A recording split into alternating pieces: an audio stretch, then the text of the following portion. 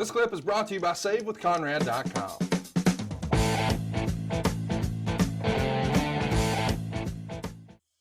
So the show doesn't happen without some fireworks. Wade Keller would write that when a pregnant Dawn Marie arrived, she's welcoming everybody and saying hello, and she offers a handshake to Francine, but Francine ain't having it. They have a bit of a rude conversation with one another. Did you know about, or did you think that there would be any sort of backstage hijinks here? I mean, it's almost become legendary that the ECW locker room at times could be like the goddamn OK Corral. Did you assume that because this was under the WWE banner that everybody would be on their best behavior and none of that shit would exist? Because perhaps a lot of these talents saw this as an opportunity to maybe do more with the company. Well, you would hope that professionals would act professionally. As a result of this Dawn Marie Francine incident, they do a pre-show meeting with the talent that Vince McMahon and Johnny Ace run late in the afternoon. And Vince specifically says, hey, you got to put any old grudges to the side for the night. And he asks everyone to be professional and settle any disputes they have at another time and another place, which of course is going to be something that becomes relevant later in the show with JBL. We'll talk about that later. It's also something I learned in my research that I didn't know before we started doing these podcasts, that Vince McMahon was working the gorilla position throughout the show, sitting right next to Paul Heyman. And he's also helping produce the announcers. This is, I don't know. We've seen a lot of footage over the years of you sitting next to Vince in gorilla.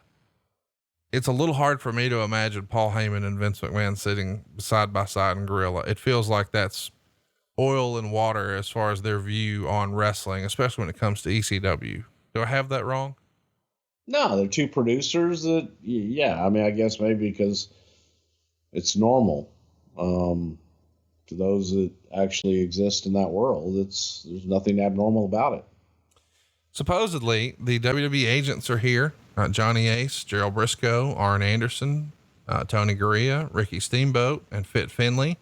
They're all here to work backstage, but they're not being intrusive. According to one wrestler that talked to Wade Keller, they're letting the guys sort of do what they want to do. And instead of dictating to them, they say, hey, what'd you guys have in mind?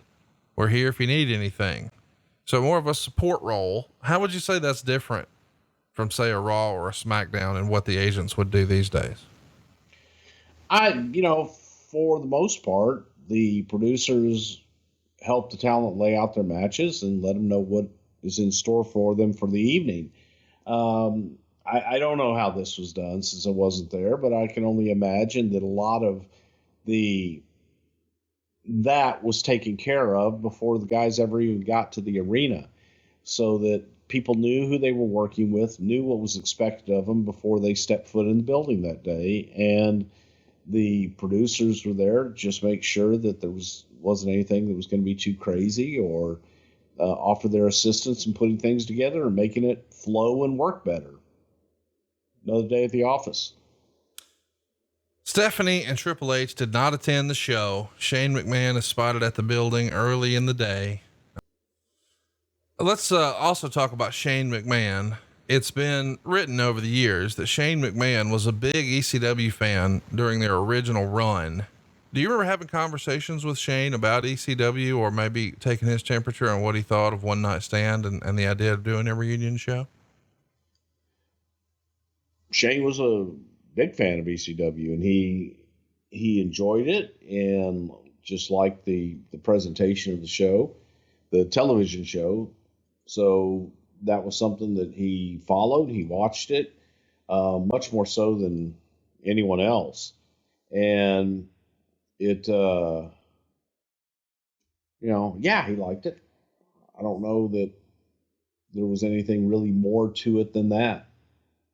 Hey, it's Conrad Thompson. Thanks for checking out the podcast here on YouTube. Be sure to hit the subscribe button and the notifications bell so you get a notice anytime we upload some new content. And go save yourself some money right now. If you're in a 30-year loan or you have credit card debt, it's not a matter of if I can save you money. It's a matter of how much. Find out right now for free at SaveWithConrad.com.